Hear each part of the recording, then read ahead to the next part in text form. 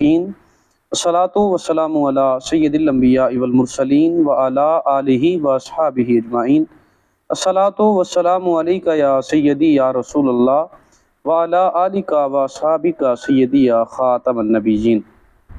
محمد منیب الرحمن زئی آپ کی خدمت میں حاضر ہوں ایک نئے پیغام کے ساتھ، اور آج کی گفتگو کا عنوان ہے قادیانیوں اور دیگر کفار میں فرق۔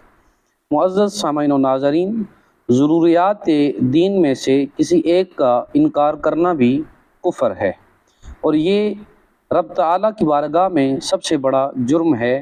کفر سے بڑھ کر رب تعالیٰ کو ناراض کرنے والی کوئی چیز نہیں۔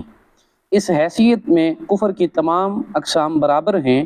کوئی بھی کافر ہو اور کسی بھی غیر اسلامی نظریہ سے تعلق رکھتا ہو، حتیٰ کہ کسی سچے نبی کا نام لینے والا ہو، مگر آخری نبی حضرت محمد مصطفیٰ صلی اللہ علیہ وسلم کے دین کو نہ مانے، یہ تمام بارگاہ الہی میں سب سے بڑے مجرم ہیں۔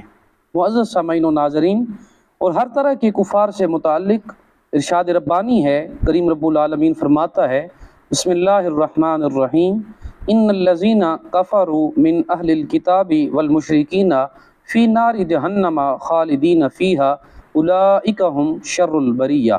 اللہ تبارک و تعالیٰ نے فرمایا، بے شک اہل کتاب میں سے جو کافر ہیں اور جو مشرک ہیں، وہ سب کے سب ہمیشہ جہنم کی آگ میں رہیں گے، اور وہی تمام مخلوق میں سب سے بدتر ہیں۔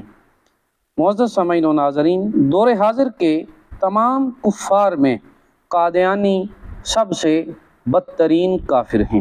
کیوں کہ باقی سب کافر اپنے مذہب کے بارے میں دھوکہ نہیں دیتے۔ وہ لوگ سامنے کہہ دیتے ہیں کہ ہم کافر ہیں۔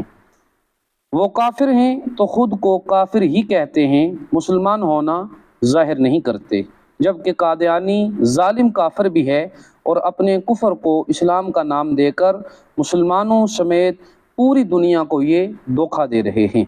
قادیانی اور دیگر کفار میں فرق سمجھنا اس لیے بھی ضروری ہے کہ بعض لوگ کہتے ہیں جب اسلامی تعلیمات کے مطابق کفار کو مذہبی آزادی حاصل ہے اور وہ اپنی مخصوص جگہوں میں اپنے مذہب پر عمل کر سکتے ہیں، اور وہ اسلامی ریاست کو یہ حق نہیں کہ انہیں روکے، پر قادیانیوں کے بارے میں اتنا سخت رویہ کیوں اختیار کیا جاتا ہے؟ یہ اکثر سوال کیا جاتا ہے، تو اس کا جواب یہ ہے کہ یہ اپنے مذہب پر عمل کیوں نہیں کر سکتے۔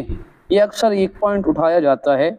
یاد رکھیں، گزشتہ گفتگو سے یہ واضح ہو گیا، اگر قادیانی خود کو کافر تسلیم کر لیں اور وہ مان لیں کہ ہم لوگ کافر ہیں، وہ مسلمان نہیں، تو انہیں بھی وہ حقوق حاصل ہوں گے جو تمام کفار کو حاصل ہوتے ہیں۔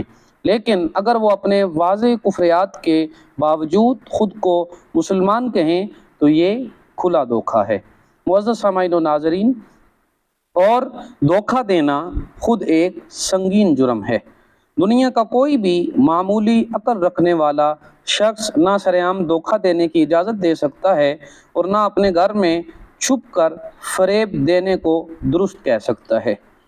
جب کسی کو گھر میں چھپ کر ریاست کے خلاف بغاوت کا منصوبہ بنانے کی اجازت نہیں دی جا سکتی، تو اپنے گھر میں بیٹھ کر اسلام سے بغاوت کرنے کی بھی اجازت نہیں دی جا سکتی۔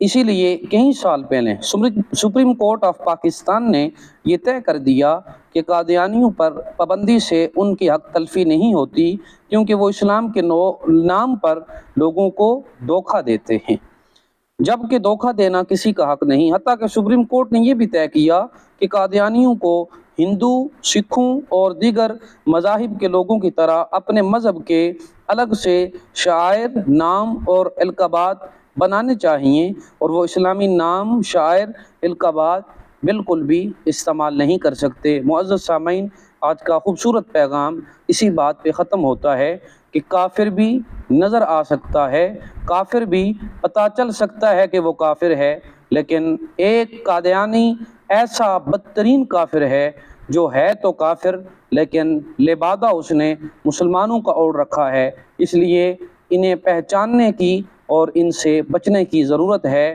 اچھی چیز کو آگے شیئر کرنا صدقہ جاریہ ہے۔ آپ بھی اس میں حصہ لیتے ہوئے اس ویڈیو کو آگے ضرور شیئر کریں۔ السلام۔